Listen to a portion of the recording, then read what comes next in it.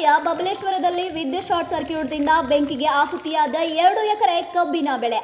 ವಿದ್ಯುತ್ ಶಾರ್ಟ್ ಸರ್ಕ್ಯೂಟ್ನಿಂದ ಕಬ್ಬಿನ ಗದ್ದೆಗೆ ಬೆಂಕಿ. ವಿದ್ಯುತ್ ಶಾರ್ಟ್ ಸರ್ಕ್ಯೂಟ್ನಿಂದ ಬೆಂಕಿ ತಗಲಿ 2 ಎಕರೆ ಕಬ್ಬು ಸುಟ್ಟು ಭಸ್ಮವಾಗಿದೆ. ಅಂದಾಜು 8 ಲಕ್ಷ ರೂಪಾಯಿ ಹಾನಿಯಾಗಿದೆ.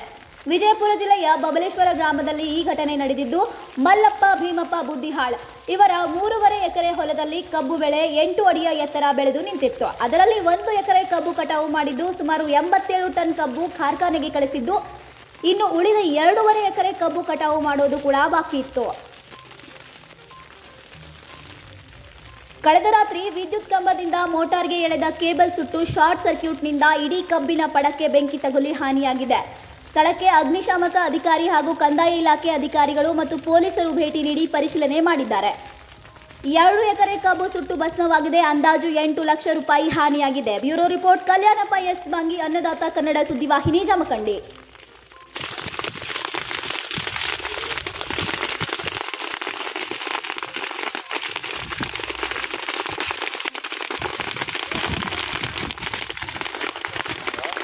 Sharada offset printers. ನಮ್ಮಲ್ಲಿ ಎಲ್ಲ ತರಹದ ಕಾರ್ಡುಗಳನ್ನು ಪ್ರಿಂಟ್ ಮಾಡಿಕೊಡಲಾಗುವುದು.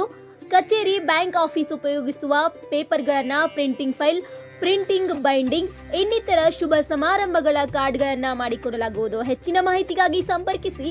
ಅಂಗಡಿಯ ವಿಳಾಸ: Darappa K Halingali, Sharada offset printers, Nyamagouda building, Pagagalli, Jamkhandi.